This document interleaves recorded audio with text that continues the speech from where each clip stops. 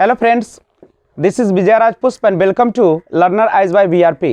देखिए, जिंदगी जो होती है उसे हम लोग दो भागों में बांटते हैं। एक होता है सिंपल जीव और एक होता है आपका जंतु। नहीं, जीव के अंतर्गत हम दो जीवों का अध्ययन करते हैं, जिसमें आप देखे होंगे कि एक होता है पादप और दूसरा होता है जंतु। यही ना होता है आपका। तो हम लोग बायोलॉजी के अंतर्गत आज जो अध्ययन करने वाले हैं उसका नाम है वनस्पति विज्ञान। वनस्पति विज्ञान, गौर कीजिएगा।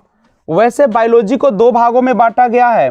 एक को कहा जाता है बोटनी और दूसरा को कहा जाता है जूलॉजी। नहीं, यानी बोटनी का हम हिंदी में अगर बात करें तो इसे कहते हैं हम लोग वनस्पति। नहीं, वनस्पति विज्ञान। और जूलॉजी को बोलते हैं जंतु विज्ञान। यही आपका दो चीजों का अध्ययन हम लोग किसमें करते हैं, बायोलॉजी के अंतर्गत करते हैं। तो आज हम लोग जो बात करने वाले बोटनी की बात करेंगे, वनस्पति विज्ञान की बात करेंगे। ध्यान दीजिएगा, सिंपल वनस्पति विज्ञान नाम से लग रहा है कि पेड़ पौधे और उसके क्रियाकलापों का अध्ययन जिसमें किया जाएगा उसी को हम लोग क्या कहते हैं, वनस्पति विज्ञान। अगर वनस्पति विज्ञान के जनक की अगर हम बात करें, जो पिछले वीडियो में भी मैंने बताया था, तो उनका नाम था, याद ही होगा आप लोगों को, थियोफ्रेस्टस। थियोफ्रेस्टस। क्यों इन्हें जीव वनस्पति विज्ञान का जनक कहा जाता है, तो आपको पता होगा कि इन्होंने 500 करीब प्लांट्स पर, नहीं यानी इसका एक वर्गीकरण किया था या उन पर अध्ययन किया था 500 पौधों के। नहीं, तो इसीलिए इनको कहा जाता है जनक किसका, वनस्पति विज्ञान का। तो आज हम लोग इसके अंतर्गत पढ़ने वाले हैं पादपों का वर्गीकरण। पादपों यानी पौधों का, प्लांट क्लासिफिकेशन ऑफ प्लांट्स की बात करेंगे। पादपों का वर्गीकरण, पौधे का जो वर्गीकरण है वह किस प्रकार से किया गया। तो आइए एक एक करके जानने का प्रयास करते हैं। सबसे पहले पादपों का वर्गीकरण। नहीं, तो ध्यान दीजिएगा, सबसे पहले जो पादप होते हैं, जो पेड़ पौधे हैं, उसे हम लोग दो कैटेगरी में बांटेंगे। ठीक है, पादपों को कितना में बांटेंगे, दो प्रकार के पूरे दुनिया में जो होते हैं वो पादप होते हैं, पेड़ पौधे होते हैं। वो कौन कौन होते हैं, तो पहला जो होता है जिसे हम बोलते हैं अपुष्पोद्भिद। नहीं, अपुष्पोद्भिद या इसी को हम लोग बोलते हैं बीज रहित पादप। थोड़ा सा जान लीजिए, देखिए पुष्पोद्भिद रहता तो जिसमें फूल होता है, अपुष्पोद्भिद इसका मतलब है कि इसमें फूल नहीं होगा। बीज रहित है इसका मतलब इसमें बीज भी नहीं होगा। सिंपल सी बात है कि पादप जो है, पेड़ पौधे जो है, उसे हम दो भागों में बांटेंगे। पहला है अपुष्पोद्भिद जिसमें फूल भी नहीं होते हैं और प्लस बीज भी नहीं होते हैं। दूसरा जो कैटेगरी है जिसे हम लोग बोलते हैं पुष्पोद्भिद। पुष्पोद्भिद पादप, या इसको दूसरा नाम है बीजधारी पादप। बीजधारी पादप। नहीं, यानी इसमें आपका फूल भी होगा और प्लस इसमें बीज भी होगा। नहीं, फूल भी होगा और बीज भी होगा। तो दो तरीके के पूरे दुनिया में पौधे पाए जाते हैं, एक बिना फूल वाला और बीज वाला, और दूसरा होता है इसमें फूल भी होते हैं और प्लस बीज भी होता है। अब यहां से आइए, अब बात करते हैं कि जो अपुष्पोद्भिद पौधे होते हैं जिसमें फूल और बीज नहीं होते हैं, उसे हम लोग बांटते हैं तीन भागों में। कितने भागों में, तीन भागों में। पहला की अगर हम बात करें तो उनको कहा जाता है थैलोफाइटा। थैलोफाइटा कहते हैं, और दूसरा है नाम उसका ब्रायोफाइटा। ब्रायोफाइटा है, और जो तीसरा होता है जिसे हम लोग बोलते हैं टेरिडोफाइटा। टेरिडोफाइटा क्या होता है जानने के लिए भी लगातार संपर्क बना रहे इस चैनल के माध्यम से। उसके बाद जो आपका पुष्पोद्भिद पौधे होते हैं उसे हम लोग दो कैटेगरी में बांटते हैं, दो भागों में बांटते हैं। एक होता है आवृत बीजी। आवृत बीजी, ये देख रहे हो, आवर्त दो प्रकार के होते हैं, एक होता है आवर्त बीजी और दूसरा होता है जिसे कहा जाता है अनावर्त बीजी। एक होता है आवर्त बीजी और दूसरा होता है अनावर्त बीजी। अब ये क्या होता है इसके बारे में थोड़ा जानिए। आवर्त बीजी का मतलब होता है ये अगर बीज है तो इसके ऊपर से कवर लगा होगा, नहीं ऊपर से क्या होगा एक कवर और अंदर उसके बीज होगा। और अनावर्त बीजी जो होगा उसके बीज में किसी भी प्रकार का कवर लगा हुआ नहीं होगा, यानी जिसमें आवरण लगा होता है उसको बोलते हैं आवर्त बीजी और जिसमें आवरण ऊपर से नहीं हो बीज के ऊपर उसको बोलते हैं अनावर्त बीजी। कोई दिक्कत है क्या? नहीं है। तो अब हम देखते हैं आवर्त बीजी, वैसे बीज के बारे में जिसके ऊपर से आवरण लगा होता है, ऊपर से खोल लगा रहता है, नहीं तो उसको भी हम लोग दो भागों में बांटते हैं।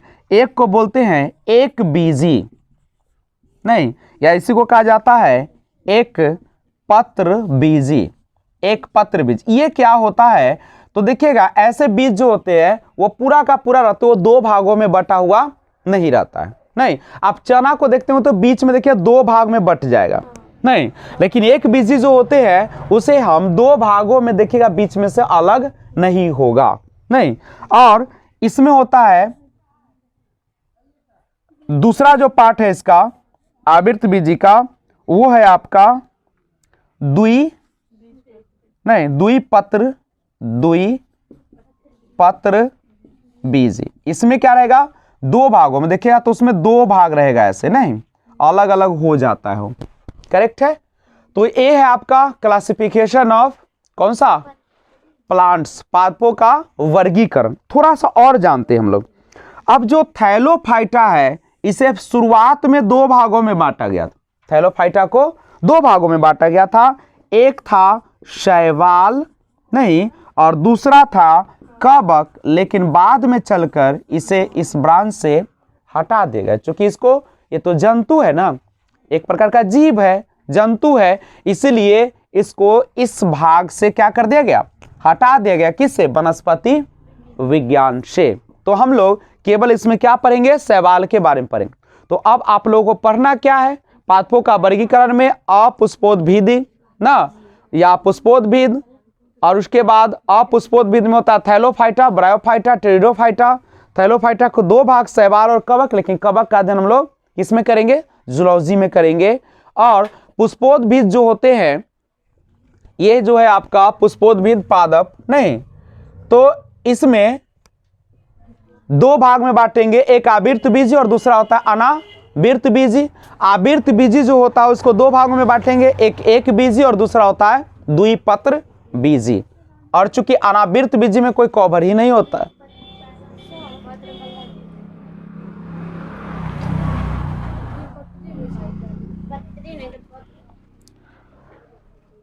आप इसको द्विपत्र कहे चाहे द्विपत्री कहे, दो पत्ता होता है ना उसमें, दोनों सेम ही है।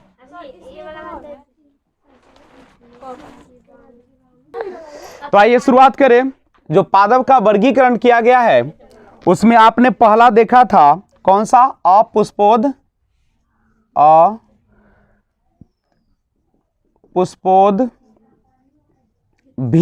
नहीं तो अपुष्पोद्भिद जो पादप है जिसे एक और नाम हम दिए थे बीज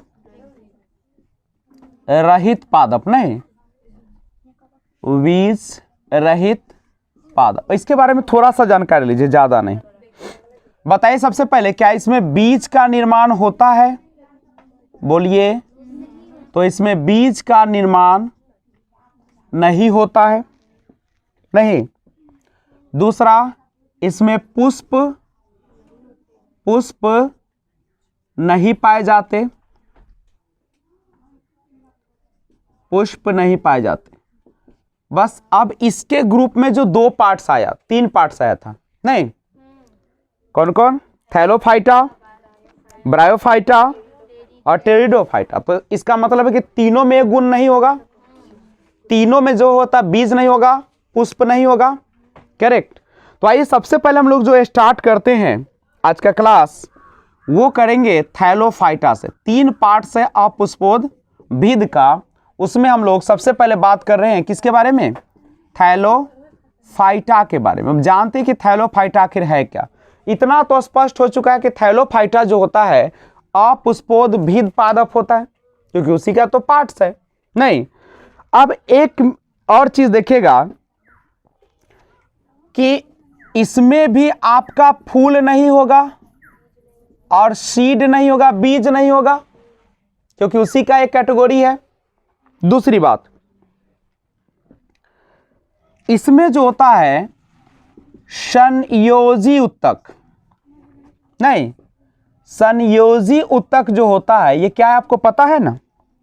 संयोजी उत्तक जो है आप पढ़े होंगे, दो चीज, एक होता है जाइलम और दूसरा होता है फ्लोएम। यही है आपका कौन, कनेक्टिव टिश्यू जिसको बोलते हैं, या संयोजी उत्तक। तो इसमें थैलोफाइटा में संयोजी उत्तक नहीं होते, यानी जाइलम और फ्लोएम नहीं होते हैं। तो जाइलम फ्लोएम नहीं होता, इसका मतलब जल जड़ से पत्तियों तक नहीं जाएगा और पत्तियों में भोजन का निर्माण भी नहीं हो, क्या यही ना होगा।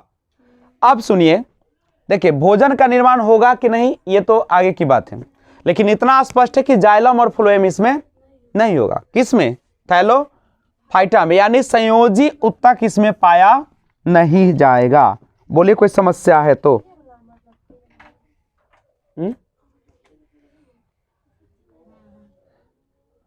बोलिए इसमें समस्या है तो, थैलोफाइटा में। तो थैलोफाइटा जो है सिंपल सा है, फूल नहीं होगा, बीज नहीं होगा, संयोजी उत्तक भी इसमें उपस्थित नहीं होगा। करेक्ट है। अब थैलोफाइटा के बारे में जो आपके बुक में कुछ दिया है उसके बारे में सुनिएगा। लिखा है कि अब वनस्पति जगत का सबसे बड़ा समूह है और इस समूह के पौधे का शरीर शुकाय होता है, थैलस होता है, अर्थात पौधे जड़, तना एवं पत्ती आदि में विभक्त नहीं होते। यानी ऐसे जो पौधे होते हैं उसमें न तो जड़ होते हैं और न तना और न पत्ती होते। ये फॉल्स प्लांट कहलाता है, एक तरह से फॉल्स जड़, फॉल्स आप कह सकते हैं स्टेम और फॉल्स लीव्स, यानी झूठ मूठ का आपको दिखेगा लेकिन होता नहीं है। समझे, किसमें, थैलोफाइटा में न तो जड़ होगा, न तना होगा और न पत्तियों में विभक्त होगा, इस समय विभक्त नहीं होता है। और इसमें संवहन उत्तक, यही जाइलम और फ्लोएम जिसको हमने कहा है संयोजी उत्तक, नहीं तो संवहन जो उत्तक है, उत्तक किसको कहते हैं आप जानते हैं, पहले नहीं जानते हैं। हमारा शरीर जो होती है छोटी छोटी क्रियात्मक और रचनात्मक इकाइयों से बना होता है, जिसे हम लोग सेल कहते हैं या कोशिका कहते हैं। नहीं, अब जीवन की सबसे जो छोटी इकाई होती है, जो नहीं सबसे छोटी इकाई होती है, उसी को हम लोग क्या कहते हैं, कोशिका कहते हैं। और कोशिका को मिलाते हैं तो उसी से क्या बनता है, टिश्यू बनता है, जिसको आप हिंदी में उत्तक कहते हैं। और जब उत्तकों को मिला देते हैं तो आपका ऑर्गन का निर्माण होता है। किसका निर्माण होता है, आपके ऑर्गन जो है शरीर का, वही तो सेल से टिश्यू का निर्माण होता है, टिश्यू से ऑर्गन्स का निर्माण हो जाते पूरे बॉडी के पार्ट्स का। तो ये था आपका किसके बारे में, थैलोफाइटा के बारे में। नहीं, अब थोड़ा सा हम लोग जान लेते हैं किसके बारे में, शैवाल के बारे में जानकारी ले लेते हैं। नहीं, शैवाल को इंग्लिश में एल्गी कहा जाता है। क्या कहा जाता है, एल्गी कहा जाता है। तो शैवाल के बारे में जानिएगा थोड़ा सा। सबसे पहले जानिएगा कि शैवाल जो होते हैं इसका अध्ययन जो हम लोग करते हैं, तो शैवालों का अध्ययन कहलाता है फाइकोलॉजी। ध्यान रखिएगा, शैवालों का अध्ययन क्या कहलाता है, फाइकोलॉजी कहलाता है, फाइकोलॉजी। और चूंकि शैवालों का कलर जो होता है कैसा होता है, हरा होता है। क्या होता है, हरे रंग का होता है।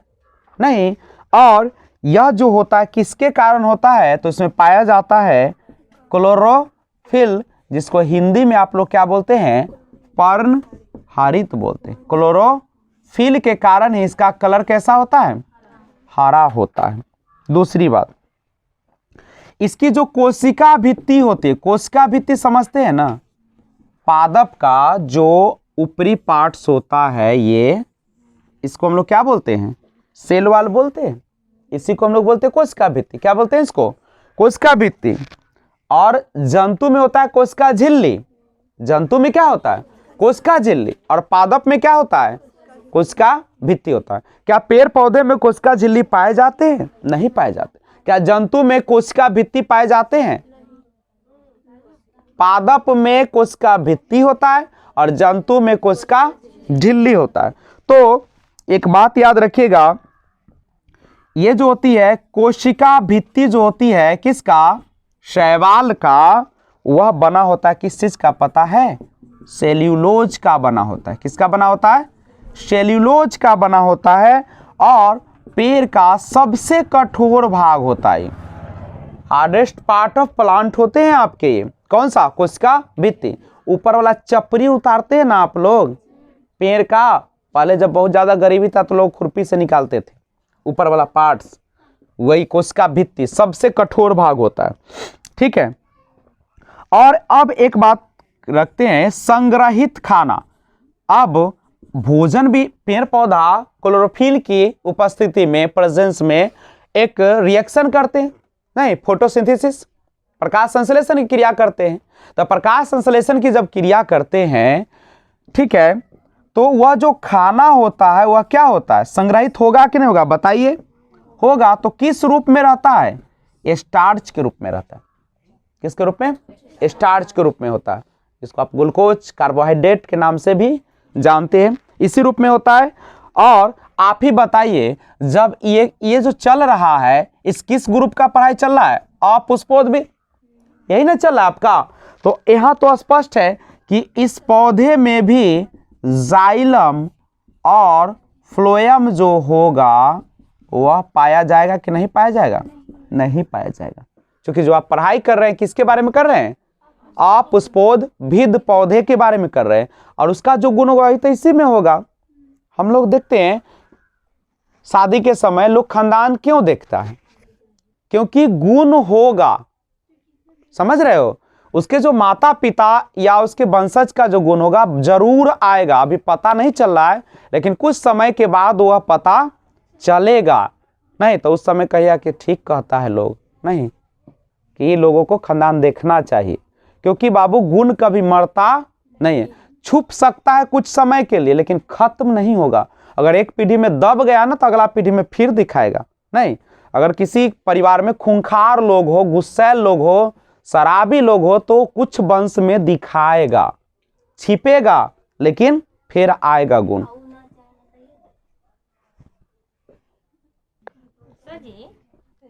चलिए तो बात करते हैं जो शैवाल है, नहीं, एल्गी जो है, चूंकि इसमें क्लोरोफिल होता है, इसीलिए यह जो होता है कैसा होता है, यानी पोषण की जो प्रक्रिया होती है कैसी होती है, स्वपोषी। चूंकि भोजन या क्या करता है, खुद तैयार करता है। नहीं, तो हम लोग अभी जानकारी ले रहे थे किसके बारे में, शैवाल के बारे में। एक बात और समझिए, ध्यान दीजिएगा। अब हम लोग देखते हैं कि हमारे जीवन में कुछ ऐसे शैवाल होते हैं जो हमारे लिए फायदेमंद होते हैं, नहीं, लाभदायक होते हैं। लाभदायक मतलब जिसको हम खाने में भी उपयोग में लाते हैं, नहीं, और जीवन में भी। जैसे भोजन के रूप में दिया है फोरफाइरा, अल्बा, सरगासन, लेमिनेरिया और नॉस्टॉक। एक नाम इसमें से हम लिख देते हैं। भोजन के रूप में आप इसका उपयोग कर सकते हैं, नहीं, तो भोजन के रूप में किसका उपयोग कर सकते हैं, लेमिनेरिया का, लेमिनेरिया का उपयोग करते हैं भोजन के रूप में। उसके बाद आयोडीन बनाना। आयोडीन क्या होता है आपको पता है, आयोडीन आप नमक जब खरीदते हैं तो उसमें बोलते हैं ना कि आयोडीन युक्त होना चाहिए। ऐसे तो अभी खाने वाला जो नमक आता है उसमें आयोडीन होता है, और आयोडीन की अगर कमी हो जाएगा तो आपको घेंगा हो जाता है, जो गर्दन में पूरा सा फूल जाता है। नहीं, तो याद रखिएगा आयोडीन बनाने में लेमिनेरिया, फ्यूकस और एक्लोनिया, नहीं इसमें भी लेमिनेरिया का प्रयोग किया जाता है आयोडीन बनाने में। और खाद के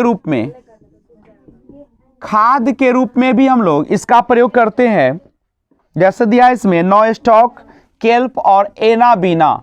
ये सारा जो चीज है आपका वो किस रूप में होता है, खाद के रूप में प्रयोग करते हैं।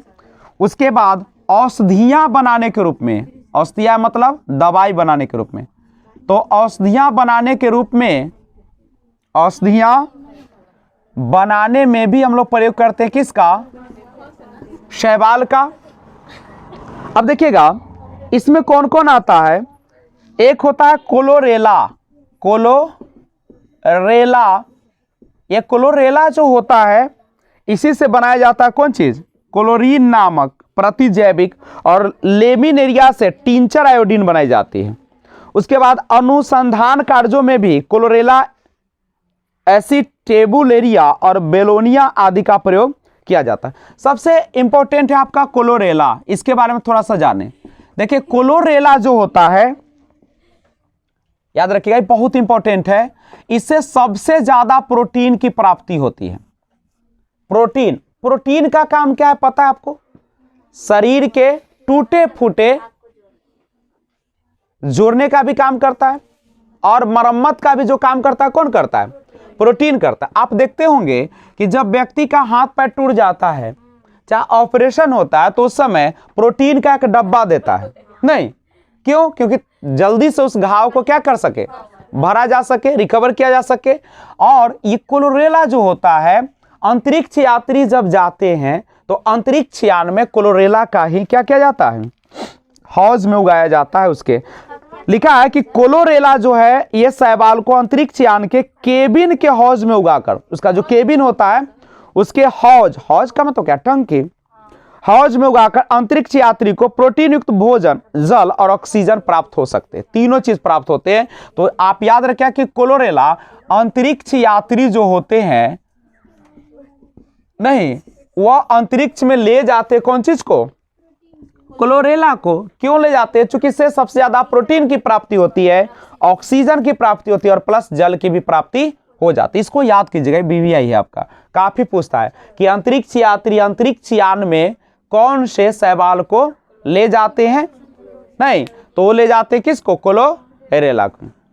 अब शैवाल का उपयोग क्या क्या हो गया, भोजन के रूप में भी करते हैं हम लोग, आयोडीन के रूप में भी करते हैं, और खाद के रूप में भी करते हैं, औषधियां बनाने में भी करते हैं। ये सब एग्जाम्पल है कि कौन सा शैवाल है, बहुत सारे दिया लूसेंट में आपके, लेकिन मैं एक एक नाम लिख रहा हूं इंपॉर्टेंट वाला। औषधियां दवा बनाने में भी प्रयोग किया जाता है, बहुत सारी चीजें शैवाल है क्लोरेला। और क्लोरेला जरूर याद रखेगा क्योंकि अंतरिक्ष यात्री अंतरिक्ष में जाते समय अपने क्या करते हैं, अंतरिक्ष यान में जरूर ले जाते हैं, और उसी से उनको मिल जाता है ऑक्सीजन, जल और प्रोटीन। हम लोग को भी इसको खाना चाहिए प्रोटीन की प्राप्ति के लिए, करेक्ट है। अब इसके बाद शैवाल के बाद हम लोग थोड़ा सा पढ़ लेते हैं, ऐसे तो जंतु विज्ञान का है लेकिन हम लोग कवक के बारे में बात करते हैं, बैक्टीरिया के बारे में बात करते हैं। नहीं, कवक, सिंपल सा बात है कि कवक के अध्ययन को कवक विज्ञान, लेकिन आपको पूछेगा वहां पे माइकोलॉजी। कवक का अध्ययन जो होता है उसे क्या कहा जाता है, माइकोलॉजी कहा जाता है। तो याद रखिएगा कवक का अध्ययन जो है उसे हम लोग कहते हैं माइकोलॉजी, ठीक है। देखिए कवक जो होता है उसमें पर्ण हरित जो होता है वह नहीं पाया जाता है, नहीं, यानी क्लोरोफिल जो होता है वह इसमें पाया नहीं जाता है। तो जब कवक बैक्टीरिया में क्लोरोफिल नहीं होगा, पर्ण हरित नहीं होगा, ये हरे रंग का होता है, नहीं, तो क्या इसमें भोजन बन पाएगा, प्रकाश संश्लेषण नहीं होगा, स्वपोषी या नहीं होगा, नहीं।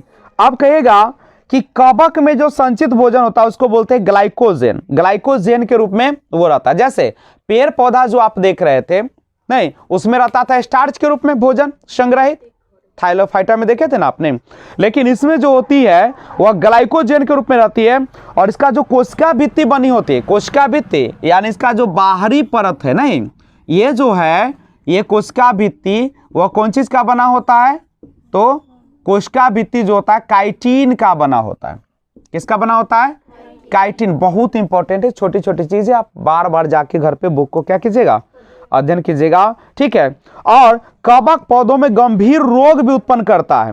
सबसे अधिक हानि रस्ट और स्मट से होती है। पौधों में कवक द्वारा होने वाला कुछ रोग है, जैसे सरसों का सफेद रस। देखिएगा सरसों का जब पेड़ देखते होंगे तो उजला उजला पूरा छा देता है, देखिएगा उस पर उजला उजला सा हल्का सा रहता है, वो लगा देता है जिसको रस्ट। गेहूं का ढीला स्पट, गेहूं का किट्टू रोग और आलू की अंगमारी, आलू का अंगमारी रोग जो होता है सब किसके कारण होता है? ठंडे के मौसम में देखते होंगे आलू जब रहती है लगल तो फसल पूरा जो है सूखने लगता है, ऊपर वाला डंठल, अंगमारी। गन्ने का लाल अपक्षय, जब हम लोग गन्ना का पेड़ देखते हैं देखिए उजला लाल लाल ना करके पूरा एकदम छा देता है, उसको बर्बाद कर देता है। आलू का मस्सा रोग, धान की भूरी अर्ज चित्ती, आलू की पछेला अंगमारी। नहीं तो ये सारा जो रोग है वह कौन चीज से होता है? सब बैक्टीरिया से होने वाला रोग है, कवक से होने वाला रोग है। तो ये सब याद रखेंगे। अब देखिए कुछ और दिया है, जैसे दमा जो होता है वह एस्परजिलस प्यूमिगेट्स ना कवक से होता है। एथलीट फूड जो होता है टीनिया पेडिस से, खाज एस्केरस एस्केबिज, गंजा पर टीनिया कैपिटिस, और दांत जो होता है ट्राइकोफा यटान ना लेस्कोस है, इससे होता है आपका दांत। देखिए अब नाम याद करना जरूरी नहीं, आपको केवल याद करना है, ऐसे पूछे एग्जाम में कि बताइए कवक से होने वाला रोग कौन कौन से है, ऐसे ही क्वेश्चन डालेगा। तो दमा, एथलीट, खाज, गंजापन और दाल ना।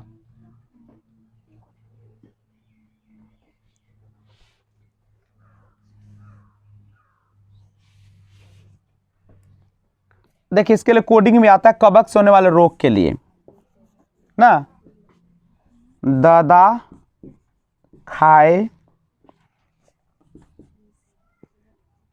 ददा खाए गंजा। देखिएगा 10 हो जाएगा दाद, सॉरी 10 से क्या हो जाएगा? दमा। 10 से कौन हो जाएगा? दाद से हो जाएगा दाद। और खाज से कौन हो जाएगा? खाज, दाद खाज खुजली ना। और एस हो जाएगा आपका एथलीट, और गंजा से हो जाएगा गंजापन।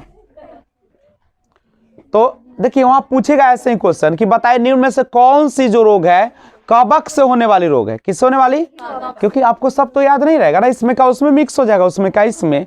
तो आप यही याद रखिएगा ददा खाए गंजा। बहुत सारे कोडिंग अपना मन से लोग बनाते हैं। तो दमा, दाद, खाज और एथलीट और गंजापन जो होता है वो किसके कारण होता है?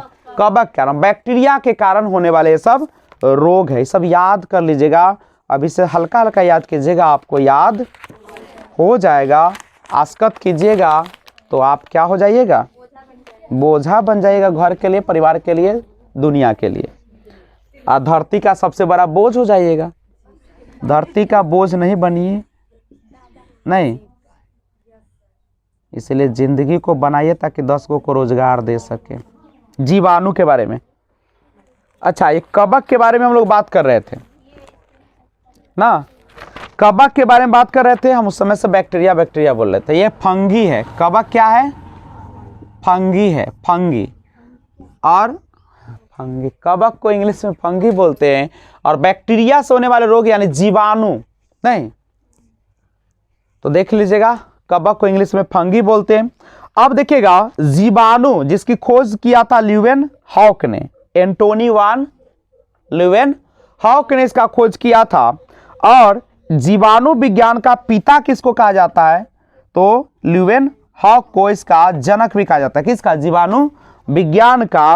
और रेनबर्ग ने इसका नाम रखा था जीवाणु, और रॉबर्ट कोच ने कॉलरा और तपेदिक जीवाणु की खोज की तथा रोग का जन्म सिद्धांत बताया ना। तपेदिक जानते हैं ना, टीबी जिसको बोलते हैं, ट्यूबरकुलोसिस, और कॉलरा रॉबर्ट कोच ने इसका किया था। और रेबीज, सब बहुत इंपॉर्टेंट है, सब याद कर लीजिएगा, ठीक है। रॉबर्ट कोच ने कॉलरा और तपेदिक के जीवाणुओं की खोज किया था। और रेबीज का टीका ना बार बार पूछा भी जाता है, रेबीज का जो टीका है वह रेबीज का टीका किसने खोज किया है? तो रेबीज का टीका जो खोज किए हैं वो लुई पास्चर ने किया था, और इन्होंने एक बेहतरीन मेथड दिया था जिसका नाम था दूध के पास्चुराइजेशन। दूध का पास्चुराइजेशन, जैसे दूध को कुछ समय के लिए गर्म किया जाता है और उसके बाद उसको पैकिंग की जाती है ताकि वो लंबे समय तक रह सके। नहीं, और दूसरी बात, एक और बात याद रखिएगा, अच्छा जो आप थर्मस का यूज करते हैं, अगर उसमें दूध रख दिया जाए लंबे समय तक तो फटेगा कि नहीं फटेगा? फट जाएगा, ठीक है, क्योंकि ये जो जनरल आता है उसमें पानी वाटर रखने के लिए आता है, दूध के लिए दूसरा आते हैं। अगर इसमें रख दीजिएगा, आप सोचेगा कि मेरा गर्म भी रहेगा अच्छा भी रहेगा, थोड़ा देर के बाद वो फट जाएगा, ठीक है, उसमें कुछ होगा गुण जिसके कारण फट जाती है, इसलिए दूध रखने वाला दूसरा थर्मस आती है ना। उसके बाद ये याद रखिएगा दूध का पास्चुराइजेशन। अब पूछेगा कि दूध को लंबे समय तक रखने के लिए कौन सा विधि अपनाना चाहिए, तो कौन सा? पास्चुराइजेशन। कौन सा? पास्चुराइजेशन, जिसको किसने खोज किया है? तो लुई पास्चर ने खोज किए हैं। उसके बाद आइए एक बात और बढ़ते हैं। देखिए, दूध को अधिक दिनों तक अगर चाहते हैं सुरक्षित रखना तो उसको हम लोग पास्चुराइजेशन के विधि से क्या कर सकते हैं? रख सकते हैं। और इसमें दो विधि आती है, दूध के पास्चुराइजेशन के लिए दो विधि आती है, जिसमें पहला विधि होता है LTH, ठीक है, लो टेम्परेचर होल्डिंग मेथड। इसमें क्या होता है कि दूध को 62.8 डिग्री सेल्सियस पर 30 मिनट तक गर्म करते हैं। नहीं, याद रखिएगा, 62.8 डिग्री सेल्सियस पर कितने मिनट तक गर्म कीजिएगा? 30 मिनट तक गर्म कीजिएगा। और एक आता है HT, दो तरीके से दूध का पास्चुराइजेशन किया जाता है। एक होता है जिसको बोलते हैं आप कौन सा? LTH, और एक होता है HT, high temperature short time method. इसमें क्या होता है? 71.7 डिग्री सेल्सियस पर 15 सेकेंड तक गर्म किया जाता है। बाबू याद रखिएगा, दोनों को, दूध को लंबा समय तक रखना चाहते हो तो आपको LTH और HT का प्रयोग करना होगा। LTH पर 62.8 डिग्री सेल्सियस पर 30 मिनट तक लगातार गर्म करना पड़ेगा, समझ गए? और HT पर 71.7 डिग्री सेल्सियस करके 15 सेकेंड तक आप क्या करते हैं?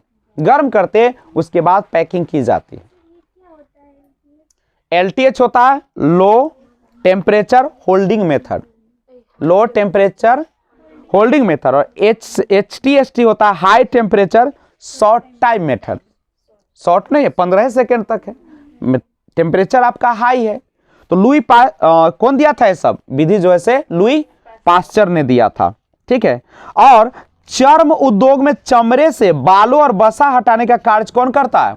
जीवाणु करता है। मतलब जहां पे चर्म उद्योग होता है ना, वहां पे क्या करते हैं, जो बाल होता है और वसा समझते हैं ना, तेल जिसको बोलते हैं, नहीं, उस तेल पर क्या किया जाता है? कुछ जीवाणु को छोड़ दिया जाता है। उसके बाद क्या करता है? बाल को खा जाता है और वसा को भी खा जाता है। उसके बाद चमड़ा जो होता है बिल्कुल क्या हो जाता है? बेहतरीन सॉफ्ट हो जाता है, और इसे चमड़ा कमाना कहा जाता है, ठीक है।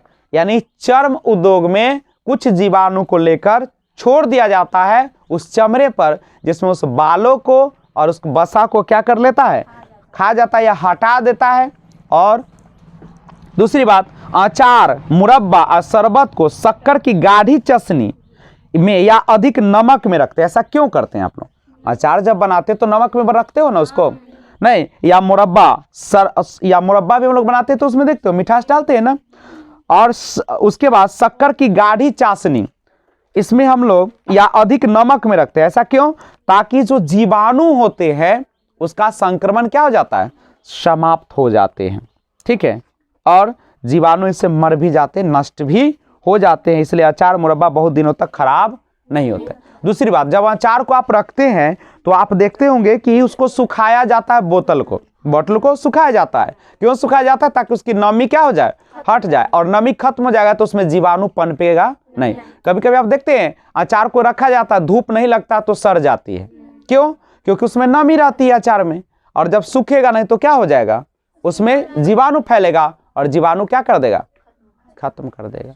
और वैसे अचार को मत खाइएगा, मतलब बड़ा बहुत सारे लोग होते हैं कि बोल हम फेंकम पल ऊपर से आए तक क्यों बोले और नोच के खा जाए, नहीं उसको करना चाहिए। ठीक है। दूसरी बात, कोल्ड स्टोरेज का नाम सुने होंगे, जिसको हिंदी में कहते हैं शीत संग्रहागार। शीत संग्रहागार, कोल्ड स्टोरेज में फल फूल भी, आलू सब कुछ रखा जाता है नहीं। और इसमें कितना ताप होता है, -10 से -18 डिग्री सेल्सियस। याद रखिएगा, कोल्ड स्टोरेज का टाइम जो है कई बार पूछा भी है, -10 डिग्री सेल्सियस से लेके -18 डिग्री सेल्सियस। अगर आपको उसमें प्रवेश करा दे तो जम जाइएगा नहीं। जब उसमें पहुंचाते हैं लोग ना, निकालते हैं सामान कोल्ड स्टोरेज में, तो देखिएगा एक विशेष प्रकार के कपड़ा पहन के जाते हैं, नहीं तो ऐसे अगर पहुंचा देना आपको, उसी में जम के वह में आलू बन जाएगा। ठीक है, आप सरिएगा भी नहीं उसमें, उसी रहिएगा पड़ल मर के। मर जाएगा तो जिंदा कहां से रहोगे तुम? -10 डिग्री में तुमको बर्फ के अंदर हम रख देंगे तो तुम जिंदा रहोगे? सुरक्षित रहोगे, मर के सुरक्षित रहोगे। चलिए अब आइए ब्रायोफाइटा के बारे में बात करें। इसको हटा दे, हटाए। अब आइए हम लोग बात करेंगे ब्रायोफाइटा के बारे में। ध्यान दीजिएगा, आप पुष्पोद्भिद के अंतर्गत अब हम लोग जो स्टडी करने जा रहे हैं उसका नाम है ब्रायोफाइटा। ब्रायोफाइटा, गौर कीजिएगा, ब्रायोफाइटा जो है इसको हम लोग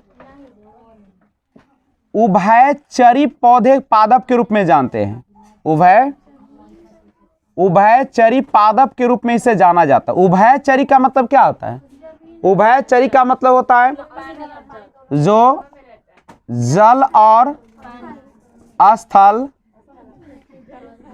दोनों पे रहता हो।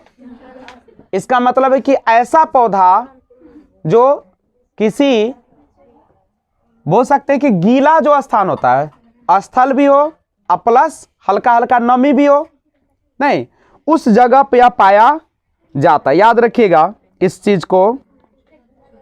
यानी ये जो बढ़ने का काम करता है, जो ग्रो करता है, ग्रो मतलब वृद्धि जो करता है, वो कहाँ पे करता है? जहां का भूमि कैसा हो, आर्द्र और नमी क्षेत्र हो। आर्द्र और नमी क्षेत्र हो, वहीं पे ये क्या करते हैं? ग्रो करते हैं। दूसरी बात, यह जो पौधा होता है ब्रायोफाइटा, उसमें पर्णहरित यानी क्लोरोफिल पाया जाता है। और जब क्लोरोफिल पाया जाता है, इसका मतलब है कि प्रकाश संश्लेषण की क्रिया जरूर करेगा नहीं। दूसरी बात, जब पर्णहरित है तो ये किस प्रकार से भोजन करेगा? स्वपोषी, ऑटोट्रॉफ्स। स्वपोषी होता है, अपना भोजन क्या करता है? खुद बनाते हैं। लेकिन आपसे हम अगर पूछे कि इसमें जो संवहन उत्तक होते हैं, संवहन उत्तक जिसको आप कहते हैं संयोजी उत्तक, जिसमें दो होता है, एक होता है जाइलम और दूसरा होता है फ्लोएम, तो बताइए इसमें पाया जाएगा कि नहीं पाया जाएगा? नहीं पाया जाएगा, क्योंकि अपुष्पोद्भिद है। और अपुष्पोद्भिद उसी पौधा को कहते हैं जिसमें संयोजी उत्तक या संवहन उत्तक नहीं पाया जाता है। कोई कष्ट है? तो ब्रायोफाइटा में एक चीज और मैं आपको बता दूं कि ब्रायोफाइटा जो होता है एक ऐसा पौधा होता है जिसमें, सुनिएगा, इस प्रकार से जड़ रहेगा। रियल में जड़ नहीं रहता है, समझे? रियल में रूट इसमें होता है कि नहीं होता है? नहीं होता है, समझे? इसका मतलब है, और इसमें जो स्टेम होता है, तना होता है, वह भी नहीं होता। और ये जो पत्तियों जैसा लगता है, समझे, यह पत्ती भी इसमें नहीं होता है। इसीलिए इसको हम एक नाम से जानते हैं, और उसका नाम आपको हम बता दें तो ये सब झूठा नाम से जाना जाता है। झूठा पत्ती, झूठा तना, झूठा जड़, सब झूठा है, लेकिन रियल में होता देखने में लगेगा कि है, लेकिन रियल में वह काम नहीं करता है। नहीं, ब्रायोफाइटा की बात कर रहे हैं। ब्रायोफाइटा ऐसा पौधा है ना, समझे, जिसमें क्या होता है, आर्द्र और नमी वाले स्थान पर होगा। दूसरा, उसमें पर्णहरित पाया जाएगा, स्वपोषी होगा, जाइलम फ्लोएम नहीं होगा, और उसमें जड़ ऐसा दिखेगा, समझ रहे हो, तना भी दिखेगा, पत्ती लेखा दिखेगा, लेकिन रियल में सब होता नहीं है। मतलब रियल में नहीं होता है, इसका मतलब क्या समझ रहे हो? कहने का अर्थ है कि यह जो होता है वह काम नहीं करता है जो जड़, तना या पत्ती करता है। समझ गए? तो इसके बारे में हम लोग अभी बात करते हैं। हाँ जी, आर्द्र का मतलब होता है जहां पे नमी, वो भी नमीय होता है एक तरह का। बोलते ना कि हवा आर्द्र है, आर्द्र माने हल्का सा नमी लिए हुए है। ठीक है, अब सुनिए, आप सभी को पता है इसका जो शरीर होता है ब्रायोफाइटा का, एक गुण सूत्री होता है। एक गुण सूत्री, एक गुण सूत्री मतलब समझते हैं? एक गुण सूत्री का मतलब जिसमें मेल अलग और फीमेल, यानी अलग क्या माने एक ही पौधा में सब होगा। तो अब सुनिएगा, इसका जो नर जनन अंग होता है ब्रायोफाइटा का, नर जनन अंग, और एक कौन होता है, मादा जनन अंग। नर जनन अंग और मादा जनन अंग। तो नर जनन अंग को हम लोग कहते हैं इसका पुंधानी। क्या कहते हैं? पुंधानी। और इसका जो मादा जनन होता है इसको बोलते हैं स्त्री धानी। स्त्री धानी कहा जाता है। समझे ब्रायोफाइटा? और दूसरी बात समझिएगा, ये एक चीज है, एस्फेगनम दिया है आपके बुक में कि एस्फेगनम नामक मॉस जो है ब्रायोफाइटा अपने स्वयं के भार से 18 गुना अधिक पानी सोखता है। 18 गुना मतलब 1 केजी का अगर पेड़ होगा, 18 केजी क्या करेगा? ठीक है, उसका जितना भार रियल में होगा ना, उससे 18 गुना पानी को सोख के रखता है। इसलिए माली जो होता है, माली फूल को नहीं जो रखता है, उसका उपयोग पौधों को एक स्थान से दूसरे स्थान पर ले जाते समय सूखने से बचाने के लिए करता है। समझे? जब पौधा को ले जाता है तो उसको जड़ तर कौन रख देता है? एस्फेगनम। क्यों? क्योंकि 18 गुना पानी रखता है। एस्फेगनम मॉस का प्रयोग ईंधन के रूप में किया जाता है। एस्फेगनम मॉस का प्रयोग एंटीसेप्टिक के रूप में भी किया जाता है। एंटीसेप्टिक समझते हैं ना? एंटीसेप्टिक क्रीम नहीं जानते हैं? जो त्वचा को क्या करता है? सॉफ्ट बना के रखता है। तो ये था आपका एक छोटा सा किसके बारे में जानकारी? ब्रायोफाइटा के बारे में हम लोगों ने जानकारी हासिल कर लिया। तो मैं आशा करता हूं कि आप लोग जरूर इसको घर पे बढ़िया से पढ़िएगा। लेकिन उसके पहले कि मैं इस चैप्टर के आगे बढ़ूं, एक चीज और आपको बताते चलता हूं। ठीक है? पूछेगा कि बताइए दुनिया का सबसे बड़ा ब्रायोफाइटा कौन सा है?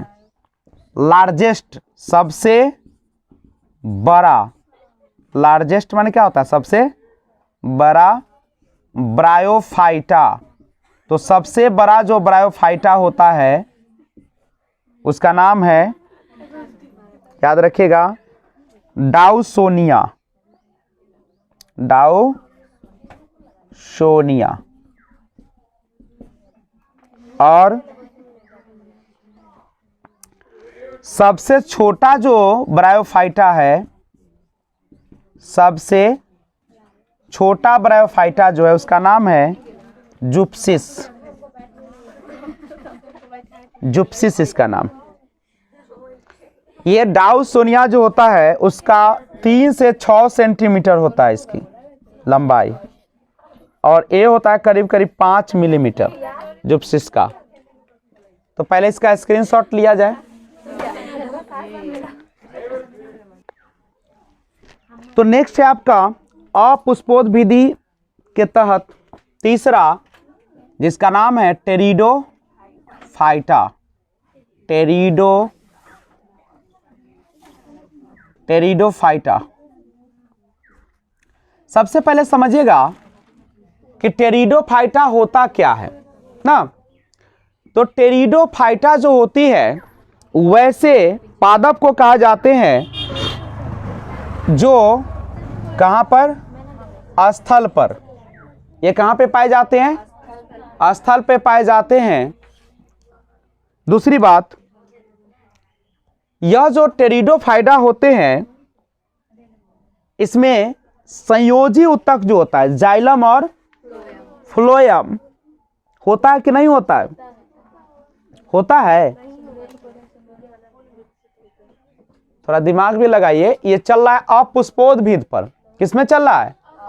और अपुष्पोद्भिद जो है उसमें संयोजी उत्तक पाया जाता है क्या?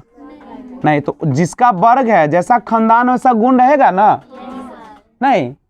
क्रोधी का खानदान क्रोधीय होगा, कोढ़िया का खानदान कोढ़ीय होगा। तो जब ये है टेरिडोफाइटा अपुष्पोद्भिद है तो उसमें संयोजी उत्तक होता नहीं है, इसमें फूल भी नहीं होता है, ना बीज होता है।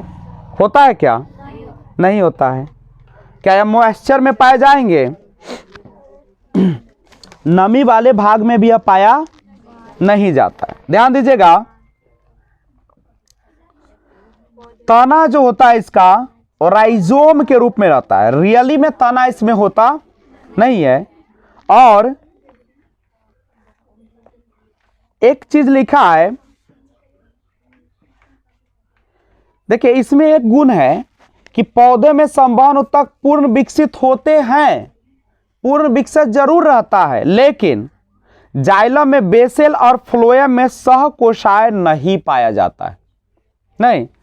एक चीज इसमें थोड़ा सा लिखा है कि संयोजी उत्तक जो होते हैं वह पूर्ण विकसित जरूर होता है, नहीं, लेकिन इसका सहकोशिका जो है जाइलम और फ्लोएम वह नहीं होता है। करेक्ट है। इस लाइन को अभी हम हटाते हैं। तो इसके बारे में इतना ही था। और इस तरीके से कौन सा चैप्टर, पादप का वर्गीकरण जो है उसमें हम लोग जो पढ़ रहे थे कौन सा चीज, पुष्पोद्भिद और अपुष्पोद्भिद, जिसमें हम लोगों ने अध्ययन किया किसके बारे में, अपुष्पोद्भिद के बारे में, जिसमें लास्ट अभी हम लोग पढ़ रहे थे टेरिडोफाइटा के बारे में। नहीं। तो टेरिडोफाइटा यहीं पे क्या होती है, समाप्त घोषित की जाती है। और आज का क्लास भी यही तक। फिर अगले क्लास में हम लोग बात करेंगे जिसका नाम है पुष्पोद्भिद ना। कौन सा? पुष्पोद्भिद। चूंकि पादप का वर्गीकरण दो भागों में किया गया, एक अपुष्पोद्भिद और दूसरा पुष्पोद्भिद। तो फिर मिलते हैं एक और वीडियो के साथ। तब तक जाने से पहले आप इस चैनल को सब्सक्राइब कीजिए और बेल आइकन को ऑल पे प्रेस कीजिए। तब तक take care, bye bye, be enjoy.